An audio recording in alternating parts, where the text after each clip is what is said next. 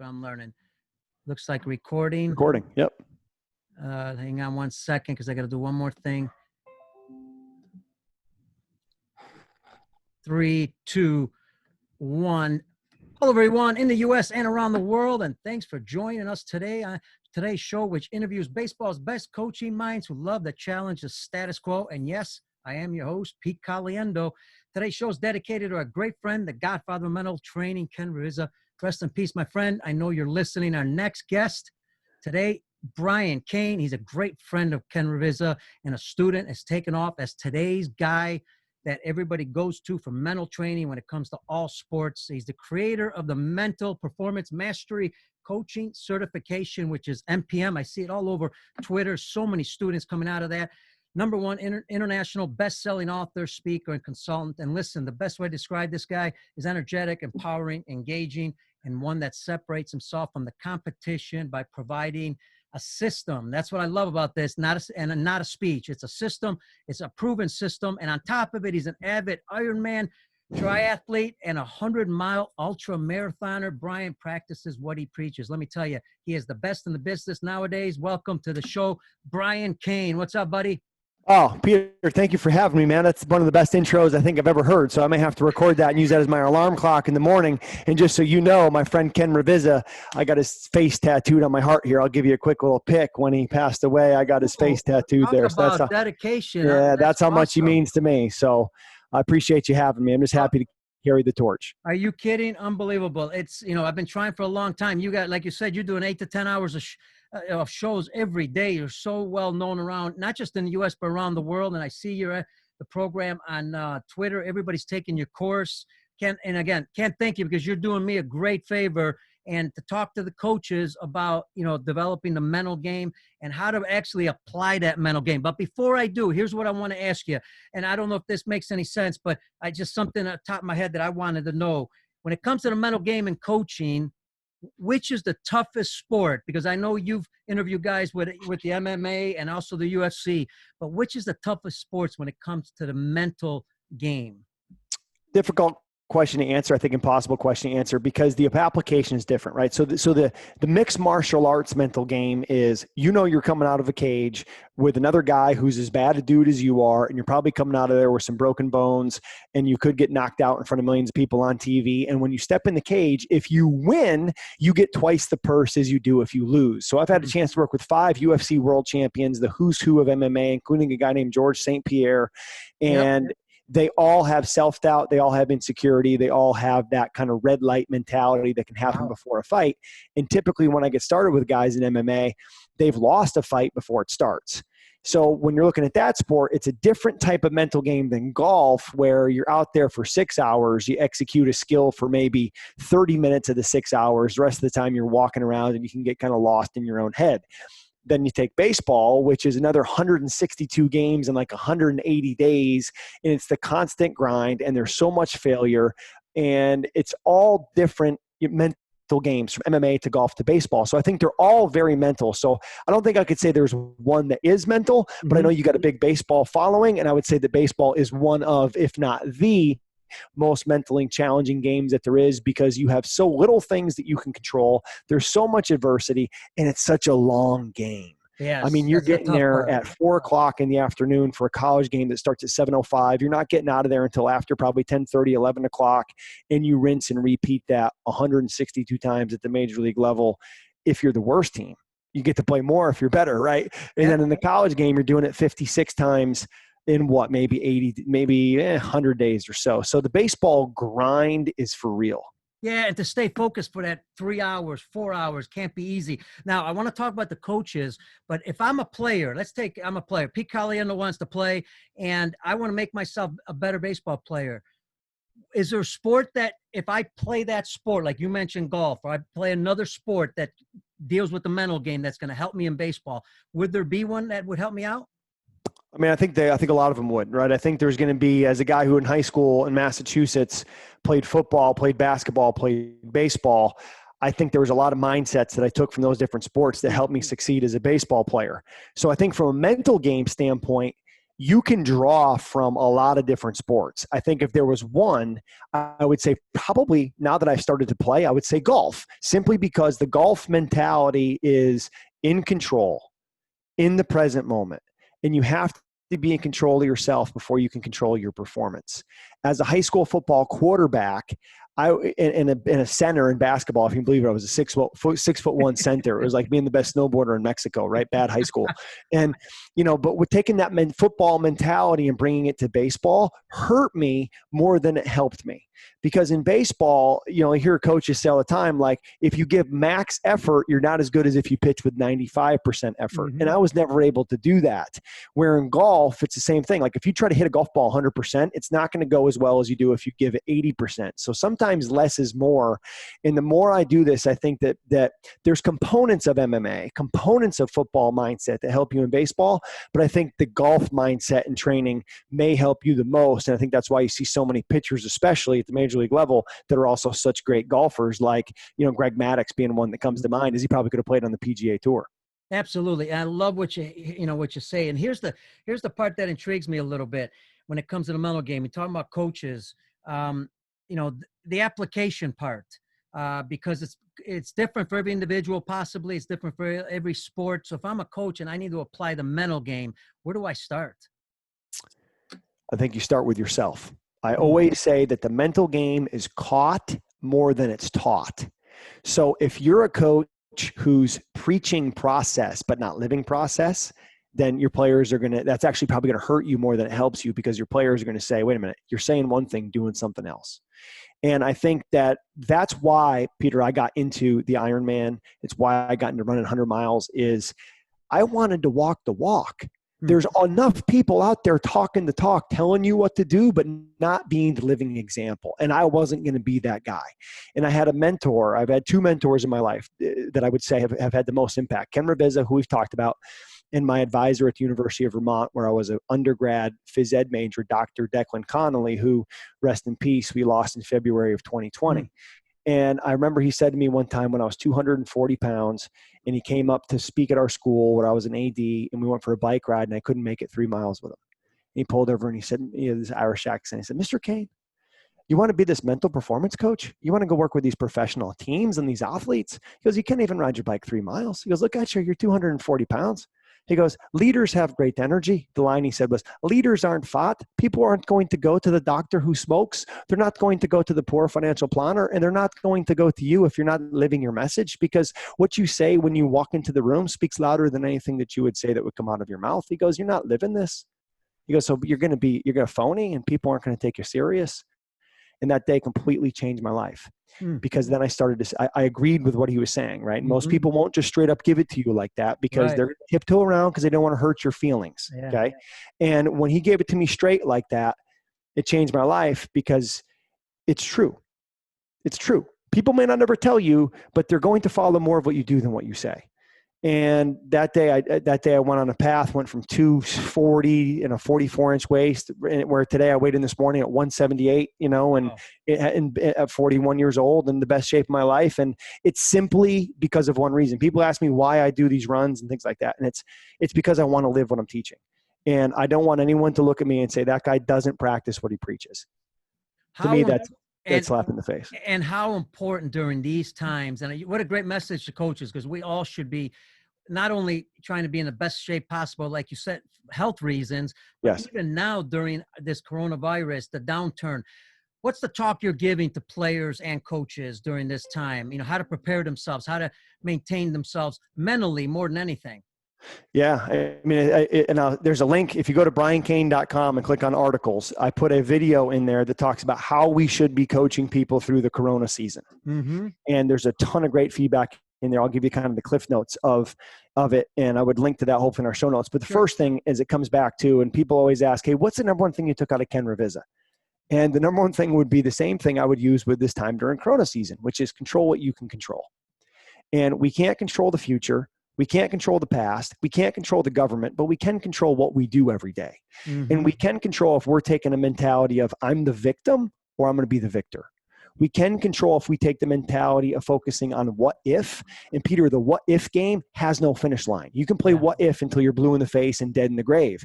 You have to focus on the what is game. And the what is game is do the best you can with what you have in the current situation and make it a season. I'm saying to coaches, don't think about the finish line of Corona. Think about what you're doing today to be a little bit better today than you were yesterday and a little bit better tomorrow than you are today. And one of those things I would assume inside the mental game would be, because you hear this a lot, and I'm a big follower of this, you got to break bad habits. You got to create better habits. That takes time. You got to do it a step at a time. Am I going in the right direction there? Well, 1,000%. And it's funny. One of the best things that's happened for me coming out of Corona season is an app that I use on my phone. I'm going to send you a video you can use in the show notes. It's called Way of Life. And Way of Life is essentially a habit tracker. And you literally put down the things that you want to do every day. So one of the things I have on there is Call Success Hotline, which another one of my mentors, Dr. Rob Gilbert, leaves a 3-minute message every day. You call and listen. And it's good mental game every day. Mm-hmm. Another one of my things I'm tracking is, did I spend quality time with my wife? Another one is, did I work out today? Another one is, did I make a social media post today? So all the things that I want to do as part of my process to have a successful day or a successful week, I put inside of my Way of Life app, and then I track it. Because Peter, I talk a lot about what I call the 4-step goal formula.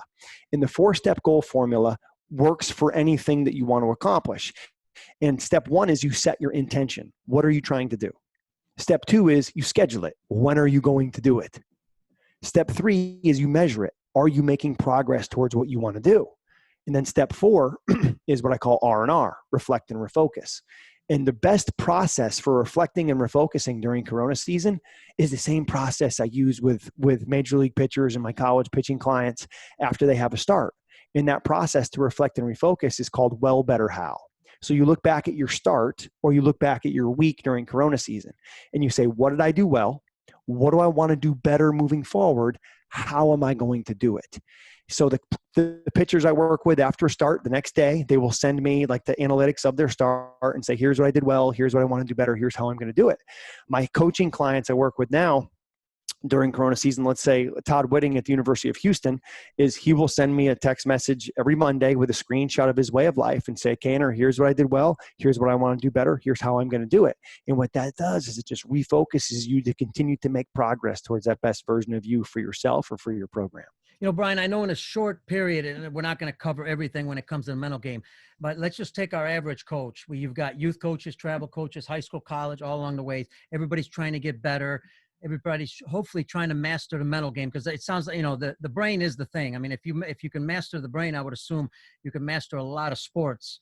Now, when I understand it a little bit as a coach, this has got to be applied in your practices.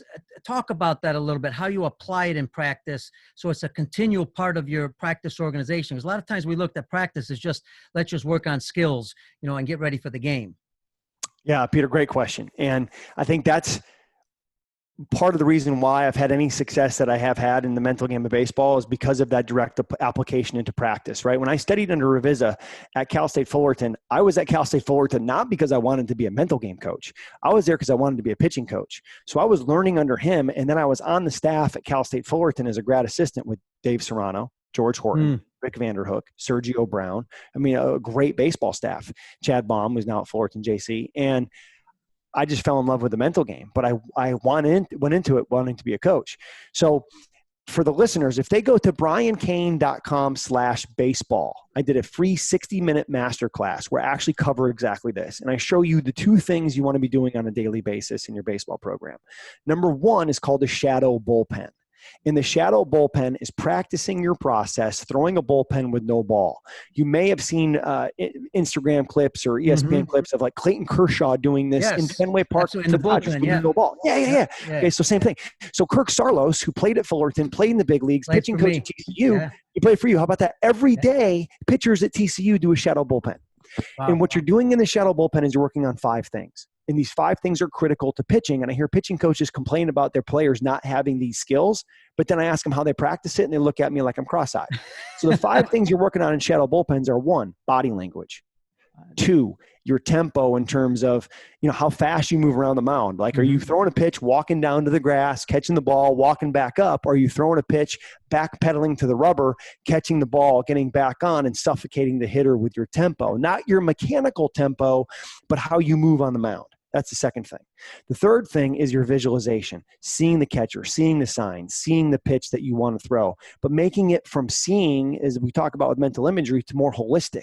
See it, feel it, hear it, smell it, taste it, like build in all the senses. The fourth part of shadow bullpens is we're working on our pre-inning, pre-batter, and pre-pitch routine. That's where you would see people take the breath as they come set and then let it rip. And then the fifth thing we're working on is Ken Ravizza's, I have to pull this out since you mentioned the legend. Absolutely. I've got to pull out the toilet.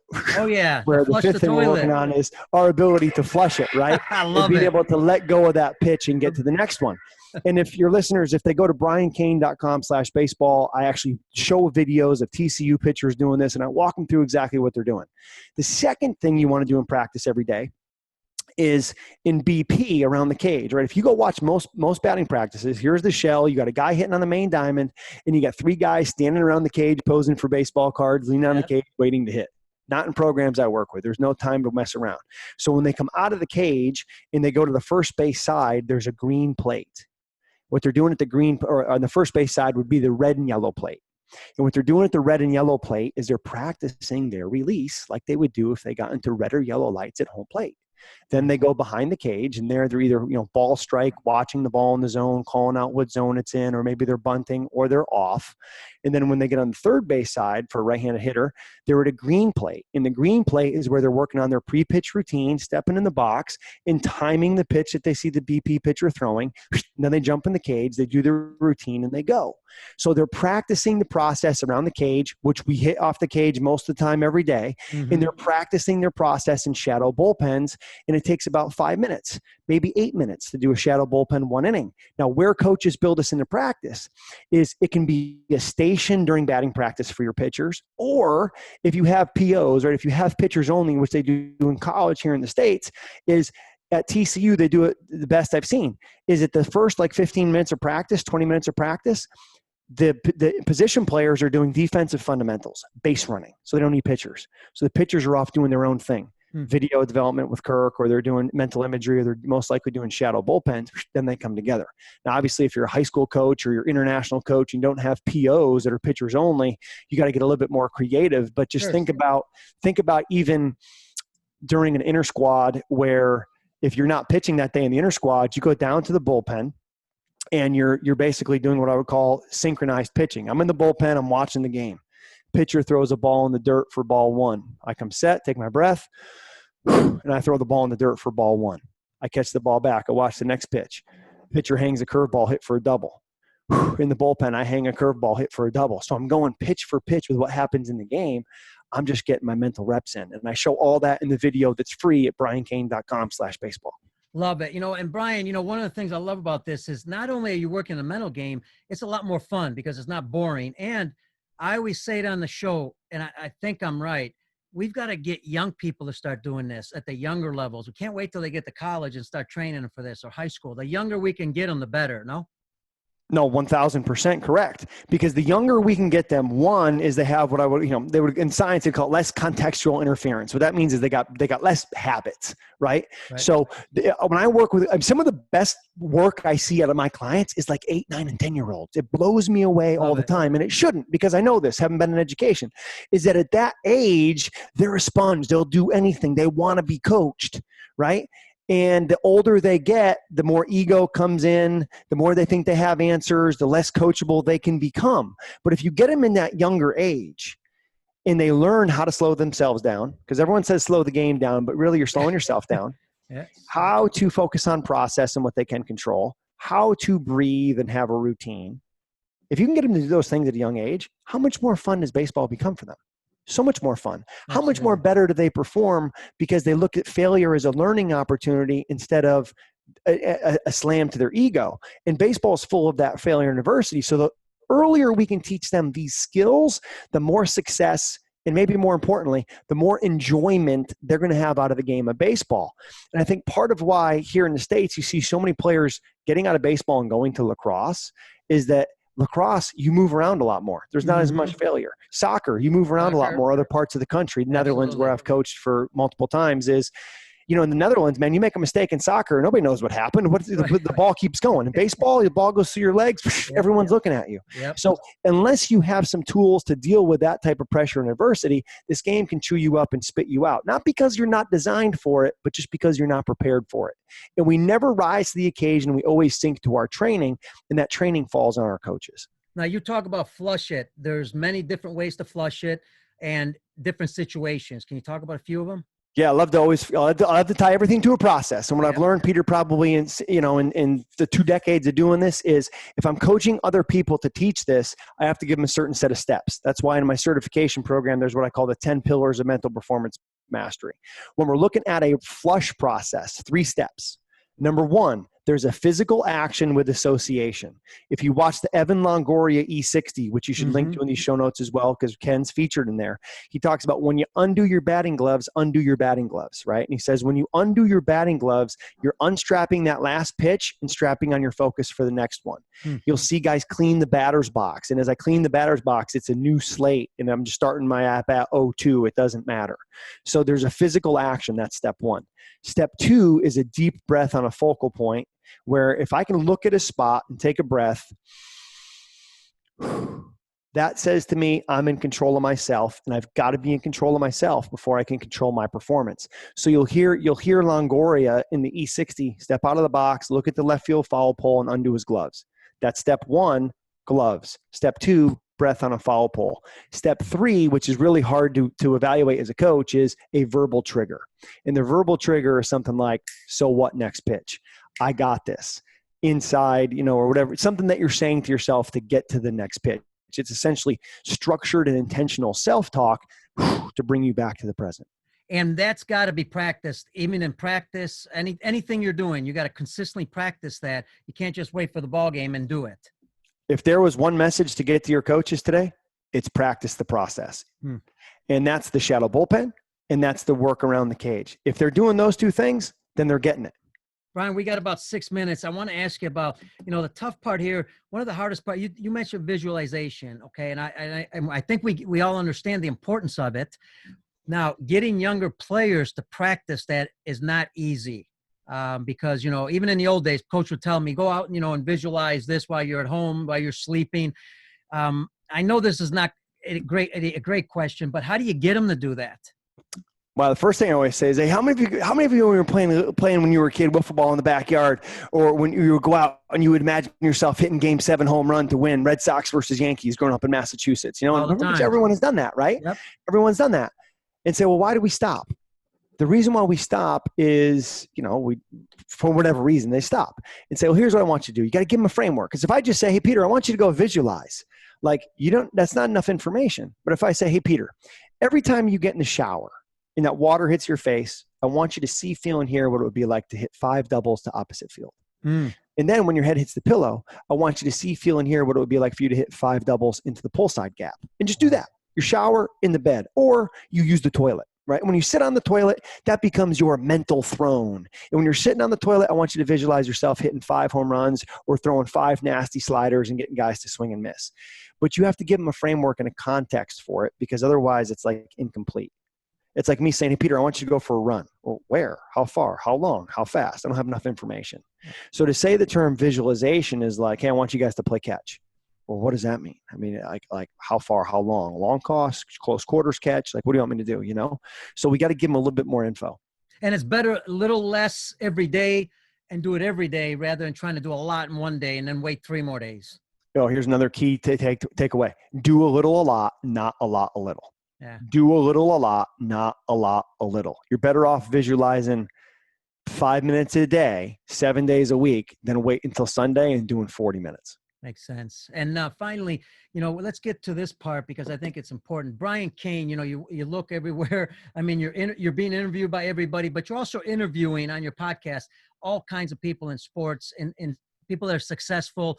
What's Brian Cain developed lately because I love telling coaches, you got to be creative. You got to develop your own system sometimes. You can't always take from others, but you got to develop your system too. What's Brian Cain developed lately that can help coaches with the mental game? Well, and Peter, respectfully, I would say that success leaves clues. And I would say great coaches are good at following the leader. And that's all I've done for a large part of my career is follow the leader in Ken Ravizza. And I've read every book that's ever been written on the mental game of baseball. I have to tell you my Harvey Dorfman story at some point. That's one's incredible. Bob Tewksbury, he's a good friend who's now in the Cubs role doing what Ken did. And what I've created, two things. For coaches, I've created what I call the Mental Performance Mastery Coaches Certification, available at briancain.com/certification, where I coach you as a coach how to use the mental game. So for the coaches listening to this, their call to action, right? Their thing to do, go to briancain.com/baseball and get that. Then if you want more, check out the certification course, because I'm going to walk you through how to coach the 10 pillars of mental performance mastery. If you're an athlete, go to briancain.com and click on the athletes program. And that's where I coach you as an athlete on the 10 pillars of mental performance mastery. So in those two programs, my voice is completely different. I'm speaking to athletes, typically high school age, or I'm speaking to coaches and how to coach this. And the 10 skills of mental performance mastery. And if you think about skills, right? Multiple skills make a skill set. What do we do to develop skills? I do drills. So if I'm doing drills, I develop skills. Multiple skills are a skill set. So there's 10 skills that make the skill set of mental performance mastery. And in the certification program and athletes program, I give you the drills. Okay. So those 10 skills: number 1, elite mindset. Number 2, motivation and commitment. Number 3, focus and awareness. 4, self-control and discipline. 5, keeping the process over the outcome. 6, meditation and mental imagery. 7, routines and habits of excellence. 8, time management and organization. 9, leadership, and 10, creating the right culture. And we covered a lot of those today in this podcast, but that's the framework. And if you want to become mentally tough, you have to develop those 10 skills. We're all doing it. We all have 24 hours in a day. We all have focus and awareness and levels of self-control and discipline and motivation and commitment. But are you raising those levels? Are you taking your coaching and your game as an athlete to the next level? Or are you just going by with what you have? That'd be like you never taking batting practice and going to hit in a game and thinking you're going to have success. Never throwing a bullpen, showing up on game day and let's see what happens. But that's what we do in baseball with mental performance, because we don't give it a context of here's the drills to do to develop the skills to make this skill set of being the one-pitch warrior and the master of the mental game to give you the best chance for success. And I think that's what my purpose in life is to educate, empower, and energize other people, coaches, to be able to then know the drills, to develop those 10 skills to help create masters of the mental game. So thank you for having me. And hopefully, we're able to get some coaches, some tools and things that they can use to help them take their career to the next level. Well, I'll tell you what, I was happy that you didn't ask me to repeat those 10 because I would have blown it right away. Listen, Brian, this has been great. Finally, I just wanted if you could just end it for us on your one message, because here's the message I got, not just everything I just learned, but the message I also got for coaches is the way you talk to people with stories, with facts, the way you're energized. That's what coaches also need to do with their players. I would say the message is whatever it is you're trying to teach is caught as much as it's taught. And people are looking at you as a coach. You have the privilege and the opportunity to mold lives, especially at the youth levels. You get into professional baseball, it's different. It's about results. But the only place that results really matter is in professional baseball and maybe high-level Division I college baseball and the Power 5 conferences. Everywhere else, it's about development. It's about teaching life through the game. And you don't learn, everyone says baseball mirrors life. It does not. Coaches are teaching life through baseball. Baseball doesn't teach you anything about life. Coaches are the ones that are teaching you about life through baseball. And that's the thing I want people to get, is that if you want to be, you're either, as a coach, you're either going to be what I call transactional or transformational.